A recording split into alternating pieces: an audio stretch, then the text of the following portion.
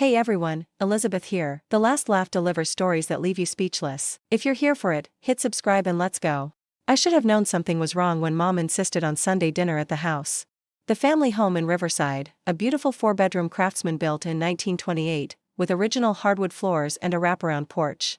The house where I'd grown up. The house I'd bought from my parents 3 years ago. But they didn't remember that part. Or they'd chosen to forget it. I arrived at 6 p.m. with a store-bought pie, because I'd learned long ago not to put too much effort into family dinners. My sister Christine was already there with her husband Brad and their 2 kids. Mom was setting the table with the good china, another red flag I should have noticed. "Sophie, you're here," Mom said, kissing my cheek. "Come sit. We have exciting news to share." I took my usual seat at the table, the one that faced the window overlooking the garden I'd had professionally landscaped last spring for $8,400. Dad sat at the head of the table, looking uncomfortable. Christine sat across from me, practically vibrating with smugness. "Should we wait until after dinner?" Dad asked quietly.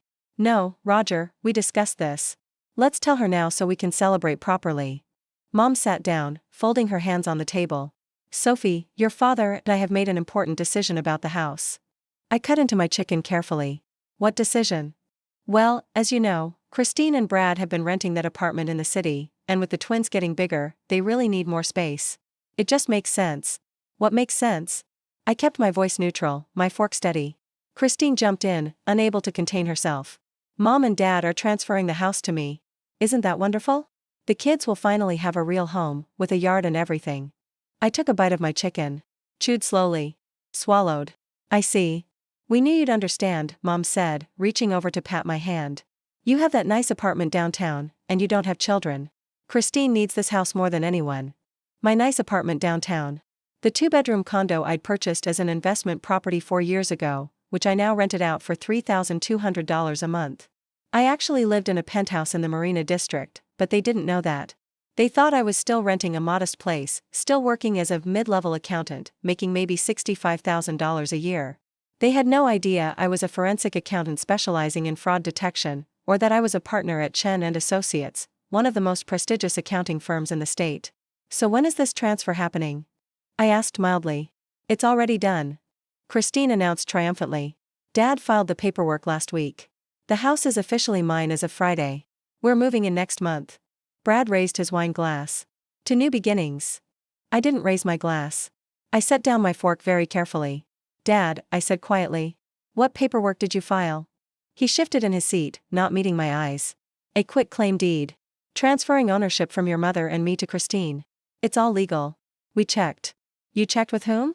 "A lawyer Christine recommended," Mom said. "Very professional. He handled everything." I nodded slowly. "What was this lawyer's name?" "Robert something," Christine said dismissively. "Does it matter?" "It's done, Sophie. You don't need to make this difficult." "Robert Hendricks?" I asked. Christine's smile faltered slightly. "How did you know?"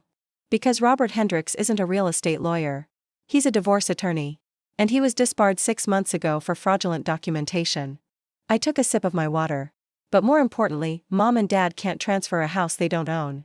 The table went silent. "What are you talking about?" Mom said. "Of course we own this house. We've lived here for 35 years. You lived here for 35 years. Past tense." I kept my voice calm, factual. 3 years ago, you were facing foreclosure. Do you remember that?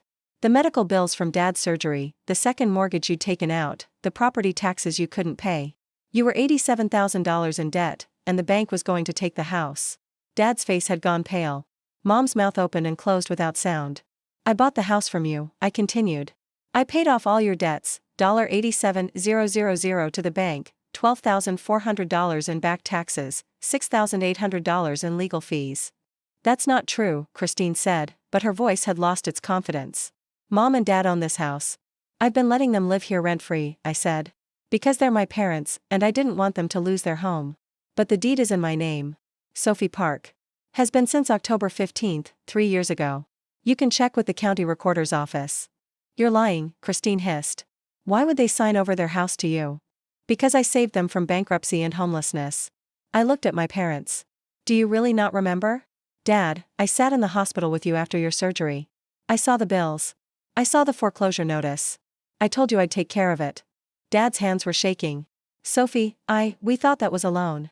We thought we were paying you back. You haven't paid me a single dollar in 3 years, Dad. Not one. Because we thought. Mom's voice trailed off. You thought the house was still yours, I finished. You convinced yourselves that I'd just lent you some money, not that I'd literally purchased your house to save you. And somehow, in the past 3 years, you forgot what actually happened. Christine stood up abruptly. This is ridiculous. Show me proof. I pulled out my phone and opened my email. I have the deed. I have the purchase agreement. I have receipts for every payment I made to your creditors. I have 3 years of property tax payments in my name. I have the insurance policy listing me as the owner. I looked up at her. Would you like me to forward them to you? Sophie, honey, surely we can work this out, Mom said desperately. This is all just a misunderstanding. There's no misunderstanding, Mom. Christine tried to steal my house. That's fraud. Steal? Christine's voice went shrill. How dare you accuse me of? The doorbell rang. Everyone froze. That's probably the courier, I said calmly. I had some documents sent over. Dad stood on shaky legs and opened the door. A courier stood there with a large envelope. Delivery for Christine Park Morrison? Christine took the envelope with trembling hands. She opened it and pulled out a thick stack of papers. Her face went from red to white in about 3 seconds. What is it? Brad asked. She couldn't speak. I spoke for her. That's a cease and desist letter from my attorney, Daniel Chong at Morrison and Associates. It details the fraudulent quitclaim deed filed by Christine and your fake lawyer Robert Hendricks. It also includes a copy of the actual deed proving my ownership, along with a police report I filed this morning for attempted property fraud. Police report? Mom gasped. Filing a fraudulent property transfer is a crime, Mom. It's a felony. Christine attempted to steal a house worth $580,000 through forged documentation. $580,000? Christine whispered. That's the current market value. I had it appraised last month. I stood up from the table. The letter also notifies Christine that she has 14 days to vacate any claim to this property, or I will pursue criminal charges to the fullest extent of the law. You can't do this. Christine shouted, finding her voice. I'm your sister. You tried to steal my house. You involved our elderly parents in fraud. You hired a disbarred lawyer to file fake paperwork. I kept my voice steady, emotionless. What did you think would happen, Christine? That I wouldn't notice? That I wouldn't check? Brad had gone very quiet, reading over Christine's shoulder. Jesus Christ, Christine. This is real. She really owns the house. And you really filed fraudulent papers. I didn't know they were fraudulent. Robert said it was legal. Robert Hendricks was disbarred, I repeated. It's public record. Anyone can look it up. But you didn't check, did you? You just assumed you could take what you wanted. Mom started crying. Sophie, please. Don't do this to your sister. She didn't mean any harm. She tried to steal my house, Mom. My house that I bought to save you from foreclosure. How is that not meaning harm? We're family. Family doesn't commit fraud against each other, Mom. Dad finally spoke, his voice barely above a whisper. What do you want, Sophie? I looked at him for a long moment. I want acknowledgement. I want you to admit that I saved this house. That I saved you. That I've been supporting you for 3 years while you pretended it never happened. We didn't pretend. Yes, you did. You rewrote history in your heads because it was easier than admitting your youngest daughter, the one you always dismissed as just an accountant, had to rescue you. And when Christine decided she wanted this house, you went along with it because you've always given Christine everything she wanted. The truth hung in the air like smoke. Christine was the golden child. Always had been. Married at 24 to a stockbroker, 2 beautiful children, stayed home to be a full-time mother. She was everything my parents had wanted me to be. Except Brad wasn't actually a successful stockbroker. He'd been laid off 8 months ago and they were drowning in credit card debt. I knew this because I was a forensic accountant. It was literally my job to find hidden financial problems.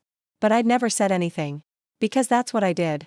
I stayed quiet, kept my success hidden, let them believe whatever made them comfortable. Sophie, please, Christine said, and now she was crying too. I need this house. We're being evicted from our apartment. We have nowhere to go. Then you should have asked for help instead of trying to steal from me. I didn't think you'd help. You've always had everything so easy. I actually laughed. Easy? Christine, I worked 2 jobs through college while you went to the state school on Mom and Dad's dime. I lived in a studio apartment for 6 years while you and Brad bought your first condo with money from Dad. I've built my entire career on my own while you've always had someone supporting you. But you're so successful now. You can afford to give us this house. Success I worked for. Success I earned. Success you've all dismissed for years because it didn't fit your narrative. I picked up my purse. I'm not giving you this house, Christine. But I'm not kicking mom and dad out either. They can continue living here rent-free, as they have been. But you? You're never moving in. Where are we supposed to go? Brad asked desperately. I don't know, Brad. Figure it out like everyone else does. I looked at my parents. I'll be back next week to discuss house rules. From now on, this arrangement is formal. You live here as my tenants. That means no more promising my property to other people. I walked to the door. Sophie, wait. Mom called. Your pie. You brought dessert. I turned back. You can have it. Consider it a housewarming gift for the house Christine thought she owned.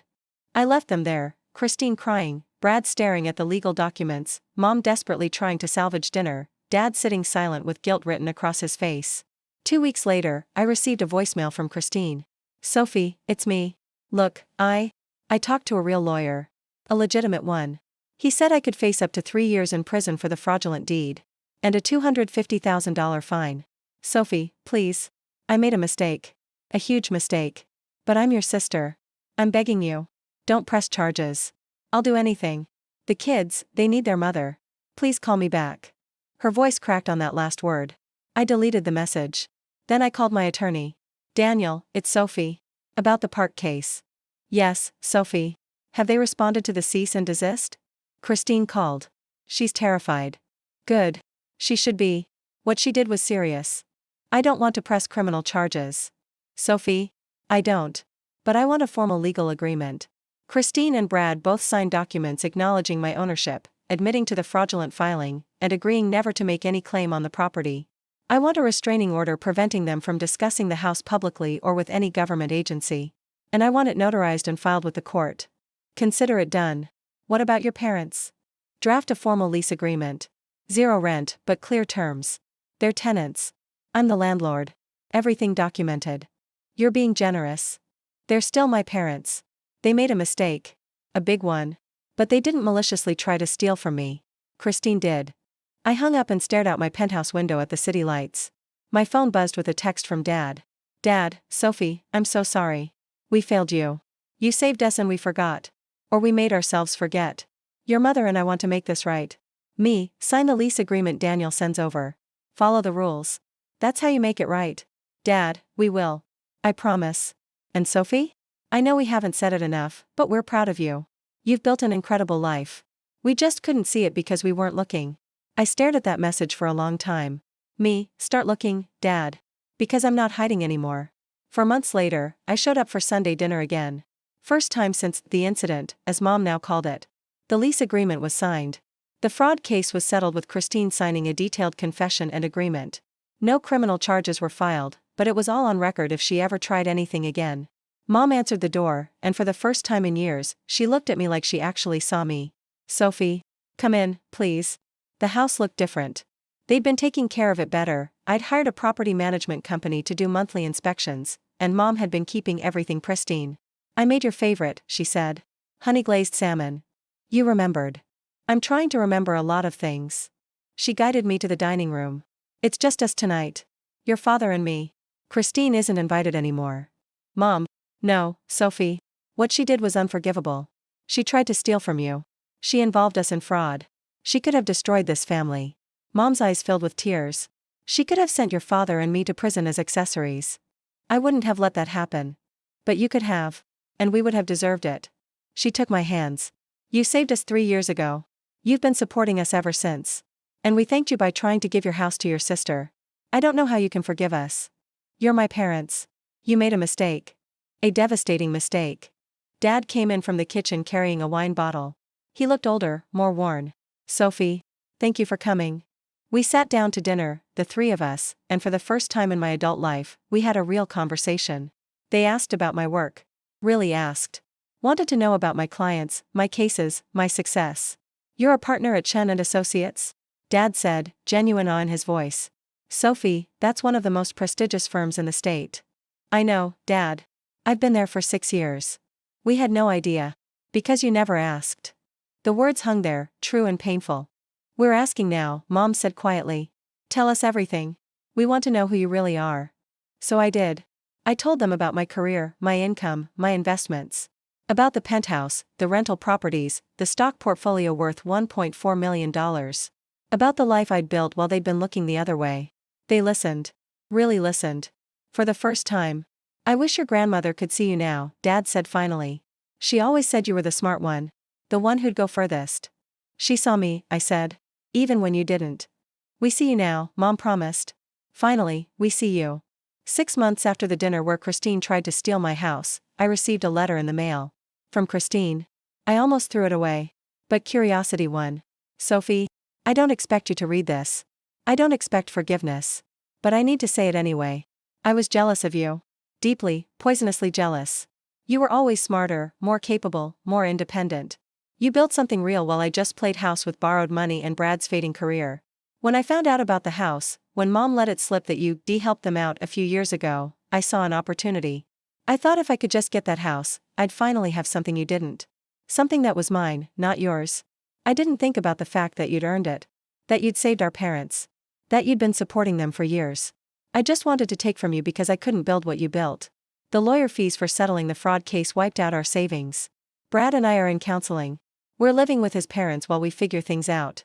The kids ask about you. I don't deserve your forgiveness. But I want you to know I finally understand what you are, someone who earned every single thing they have. While I've just been trying to take what others built. I'm sorry. For everything. Christine. I read the letter twice. Then I filed it away. Maybe someday I'd respond. Maybe I'd help her and Brad get back on their feet, once they'd proven they could stand on their own first. Or maybe I wouldn't. Because I learned something important the night Christine tried to steal my house, I don't owe anyone access to what I've built. Not my success, not my money, not my property, and not my forgiveness. I built a life through hard work, smart decisions, and refusing to let anyone diminish what I'd achieved. The house in Riverside stands as proof of that. Not because it's fancy or expensive, but because I saved it when no one else could. And the deed, the real deed, filed with the county, legally binding and absolutely legitimate, says exactly who owns it. Sophie Park. Just Sophie Park. And that's never changing.